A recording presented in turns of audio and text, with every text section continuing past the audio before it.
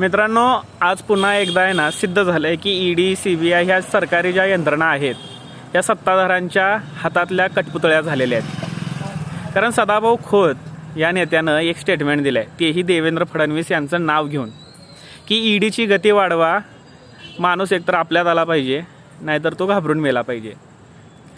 आता मला सांगा, असे स्टेटमेंट जर असे नेते देत असतील तर याच्यावरून सिद्ध हेच होतं आहे की ह्या लोकांना फक्त सत्ता पाहिजे, सामान्य जनतेशी ह्यांना काही देणं घेणं नाही आहे. आणि एक तर लोकांना धर्माची गोळी खाऊ घालायची, नाहीतर चांगले चांगले नेते फोडायचे, त्यांना घाबरवायचं आणि आपल्यात ओढून घ्यायचं. आत्ताच विचार करा आणि योग्य माणसाला मत द्या. तुमच्या भागातील कामं करणाऱ्या माणसाला मत द्या. पक्ष, चिन्ह ह्या सगळ्या गोष्टी दुय्यम आहेत.